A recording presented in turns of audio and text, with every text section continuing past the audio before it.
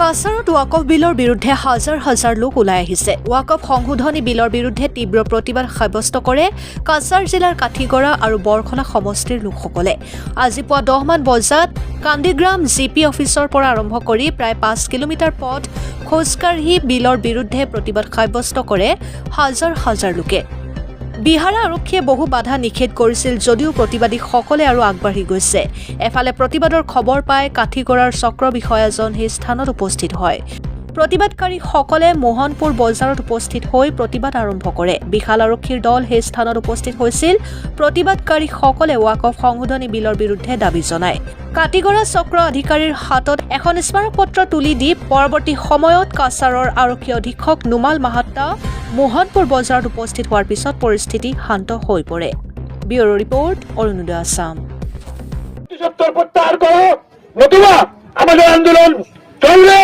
আমরা ভারতবর্ষের শান্তিকামী মানুষ, ভারতের সংবিধানকে রক্ষা করার জন্য, মুসলিমদের এই কালো আইনকে প্রত্যাহার করার জন্য আমরা আন্দোলন দীর্ঘমেয়াদী চালিয়ে যাব।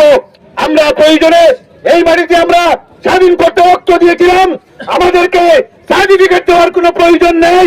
এই ভারতবর্ষের স্বাধীন করতে সংখ্যালঘু জনগণ লক্ষ্য রাখতে হবে। হিন্দুস্তান জিন্দাবাদ, ওয়াকফ বিল প্রত্যাহার করতে হবে এই বলে যদি ভারতবর্ষ ধর্মনিরপেক্ষ দেশ হয়ে থাকে, ভারতবর্ষ যদি শান্তির দেশ হয়ে থাকে, ভারতবর্ষে যদি প্রত্যেক মানুষের অধিকার সমান হয়ে থাকে, ভারতবর্ষে যদি কোনো প্রধান ধর্ম না হয়ে থাকে, তাহলে আপনি সেই আইনকে প্রত্যাহার করুন। সেই দাবি আমাদের সকলের, ঠিক নাকি? আমাদের সেই দাবি মানতে হবে, বিল প্রত্যাহার করতে হবে, সম্পত্তি আবার ভোটের কাছে ফিরিয়ে দিতে হবে। পর্যন্ত ভারত সরকার সেই আইনকে ভঙ্গ না করবে, এই আইন বাতিল যতক্ষণ পর্যন্ত না করবে, আমরা শান্তি সম্প্রীতি বজায় রেখে দেশের আইন মেনে, সংবিধান মেনে আমাদের সংগ্রাম চালিয়ে যাব। এবং সুপ্রিম পার্সনের লোক আমাদেরকে যে নির্দেশ দিবে সেই নির্দেশ আমরা মেনে চলবো।